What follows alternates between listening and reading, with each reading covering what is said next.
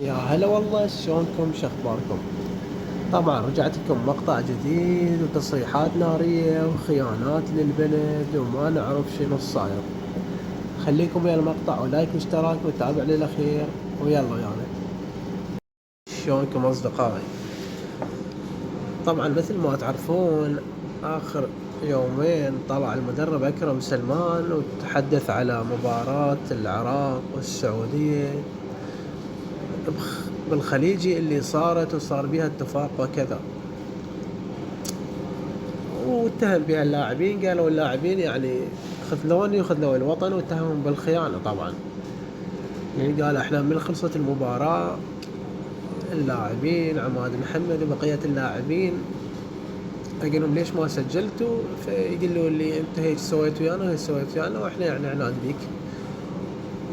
رد عماد محمد في منشور جديد لمدرب منتخب الشباب مستعرضا انجازاته عندما كان لاعبا لمنتخب الشباب والاولمبي والوطني في الحقبة الماضية، حيث قال أيضا أن مستعيرا بالجملة التي اتهم بها المدرب أكرم سلمان: لا تصير هداف براسي ولا تركض تشرش المدافعين.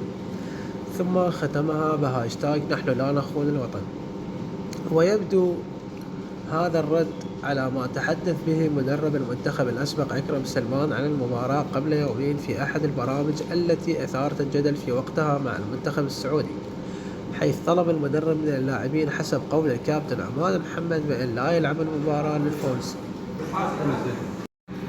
للفوز لأن الفريقين على اتفاق لإنهاء المباراة بالتعادل، إلى أن المنتخب العراقي خسر المباراة بهدف دون مقابل، والذي دعا عماد محمد أن يخرج إلى الإعلام متحدثا عن ما طلبه المدرب منه.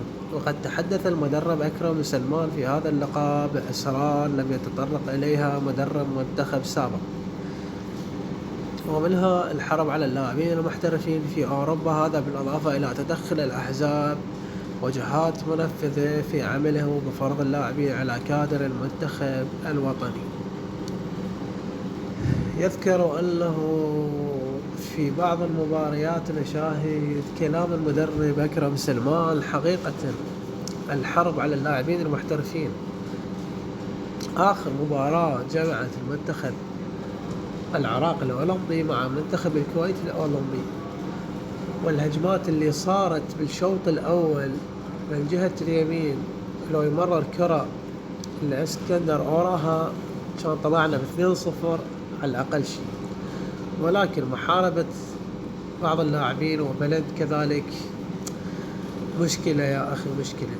ما هو رأي الجماهير في هذا المنشور؟ أترك لكم التعليق على هذه الاتهامات الخطيرة بين الطرفين، بين أكرم سلمان وبين لاعبين المنتخب الوطني القديم، يعني عماد محمد وكذا لاعبين.